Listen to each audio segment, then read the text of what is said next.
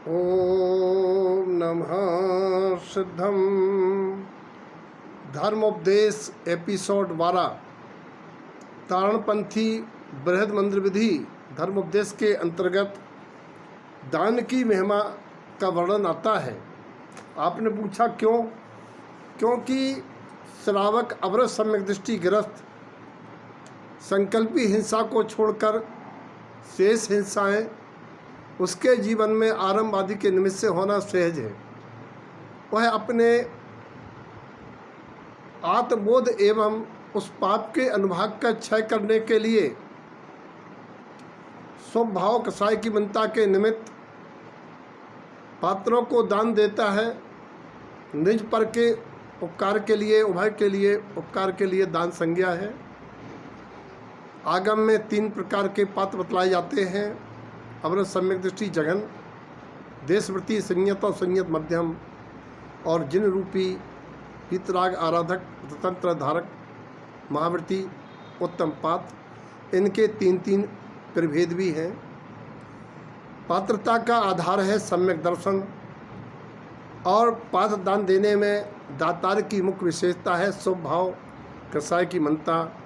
निश्चय से तो पात्र निज आत्मा है, मुक्ति प्रमाण स्वपात्र, और निश्चय से उपयोग अपने स्वभाव में लगाना ये निश्चय दान है। दान 4 प्रकार के कहे गए हैं: औषधि, शास्त्र, अभय, आहार। और पात्र दान के बारे में दिया है सो उजेला है, क्योंकि जिन्होंने दान दिया है, जैसे पृथ्वी कहती है जो गर्भ में डालोगे हम वही उत्पन्न उगेगा। आकाश कहता है जो छालोगे वही वापस आएगा। किसान जो चाहता है वही बोता है। यही सिद्धांत है दान के बारे में। क्योंकि दान के बारे में आचार्य श्रीमद जिनतरण स्वामी महाराज ने श्रावकाचा ग्रंथ की 273 गाथा में कहा है, दान बरगद के बीज की तरह धरनी में जाते ही अनंत गुना फलता है।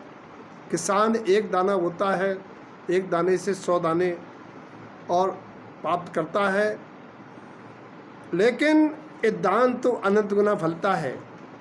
दान देकर कभी पछताना नहीं चाहिए, अहोभाव मानना चाहिए। और दान देने में विशेष बात यह है, पात्र पात्र कुपात्र की पहचान करना चाहिए। आचार्य गुरुदेव ने कहा है, अपात्र कुपात्र की पहचान के लिए पात्र गाय के समान है जो भूसा तृण ग्रहण कर दूध देती है। अपात्र उस नागिन सर्पणी की तरह है जो विष पी करके, दूध पी करके विष देता है। पात्र वह है जो दातार को आत्मकल्याण के मार्ग पर लगाने वाले सम्यक उपदेश देता है। कुपात्र वो है जो जिन वचनों का लोप करके जीवों को मूढ़ता मिथ्या मान्यताओं में लगाते हैं, या अनाथ पदार्थों के पोषण की बात करते हैं, विषयों की चर्चा करते हैं। लेकिन दया तो प्राणी मात्र में किसी को दी जा सकती है। इस धर्म उपदेश में दान की महिमा के अंतर्गत एक कारिका आई है, ये ज्ञान दानम कुरते मुनिणाम सदैव लोके सौख्यम त्रिभोक्ता राज्यम च सक्यम बल ज्ञान भूते लब्ध्या स्वयं मुक्ति पदम वर्जंती। जो मुनियों को ज्ञान दान अर्थात आहार दान में 4 दान समाहित है, ताकि वे सामायिक साधना चिंतन कर सके, ऐसा उपयोगी और ऋतु आदि के अनुसार जो उनके लिए सुपाच्य हो, भक्ति भाव से देते हैं। न्याय नीति से अर्जित धन द्वारा चौका का द्रवक्षेद काल भाव की शुद्धि के अनुसार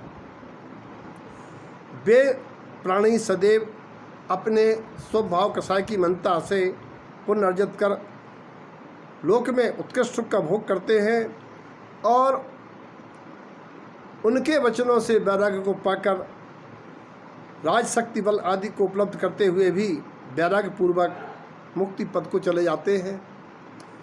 दान तीर्थ प्रवर्तक राजा श्रेयांश का उदाहरण इसमें अग्रणी आता है।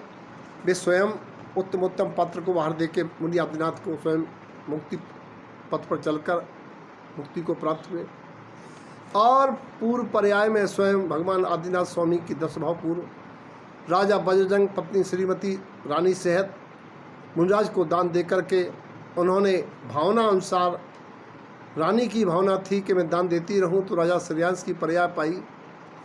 और मुनि आदिनाथ की बनने की भावना थी, मुनि बनने की राजा बजरंग की, तो मुनि बन के मोक्ष गए। और जो जीव किसी कारणवश दान नहीं दे पाते हैं वे कम से कम अनुमोदना करें, क्योंकि कृतकर्त अनुमोदना का फल बराबर होता है। 4 त्रियंश के जीव जो उस समय राजा बजरंग के आहार दान के समय अनुमोदना कर रहे थे, वे स्वयं राजा ऋषभदेव के परिजन बन के वे भी मोक्ष मार्ग में लगे। पुत्र वृषभसेन होकर वो बंदर गणधर होके मुक्ति को प्राप्त हुआ। इस प्रकार से दान की महिमा बतलाने वाला यहाँ स्वरूप आता है। और आचार्य श्रावकाचार्य 279 नंबर गाथा में कहते हैं कि जो पातदान करता है संसार के दुखों से छूट जाता है। और आचार्य ये भी कहते हैं कि पातदान करने वाला प्राणी सम्यक को प्राप्त हो जाता है, जिससे वो 84 लाख योनियों में नहीं जन्मता है। 84 लाख योनियों में से 58 लाख योनियाँ जो 1 इंद्री से 4 इंद्री पर्यायों की होती हैं, उनमें नहीं जन्मता है। पात्रों को यदि दान देने की अनुकूलता नहीं है तो पात्रों के प्रति प्रमोद भाव करने में क्या कंजूसी है। जो पात्रों के प्रति प्रमोद भाव रखते हैं, लोक में कहीं भी जन्मे, उन्हें यशस नामकर्म की प्रकृति के उदयवश सुभग आदे नामकर्म से उन्हें उनके प्रति प्रमोद करने वाले मिल जाएंगे। जो पात्रों का स्वागत करते हैं, लोक में उनका सम्मान होता है। जो पात्रों की चिंता करते हैं, पात्र के अनुसार बनने की चिंतन करते हैं, जो पात्र के वचनों का विचार करते हैं, वे प्राणी चिंताओं से मुक्त होकर आत्मचिंतन में तल्लीन हो जाते हैं। इसके विपरीत अगर कोई कुपात्रों का अवगत करता है तो उनके बताए मार्ग पर चल करके उनके दुर्गति होती है। और आगम में अनुसार आचार्य गुरुदेव ने कहा है, अगर दातार पात दोनों सम्यक दृष्टि हैं तो दोनों ही बोध को कल्याण को प्राप्त होते हैं शीघ्र ही। दान में भावना का बहुत बड़ा महत्व होता है। जनागम में सती चंदन वाला का प्रत्यक्ष प्रमाण देखा जा सकता है। इस प्रकार से दूसरी सावधानी यह है, पात्र को कभी मिथ्या दृष्टि का आहार नहीं लेना चाहिए। अर्थात जो अन्याय अनीत आदि धन अर्जित करते हैं, मूर्ताओं का पोषण करते हैं, हिंसादि पाप शाबद पाप में तल्लीन रहते हैं, ऐसे जीवों के द्वारा लिया गया आहार दान पात्र को अपात्र बना देता है। ऐसे अनेक बातें आचार्य गुरुदेव ने बताई। तो ये यहाँ अपने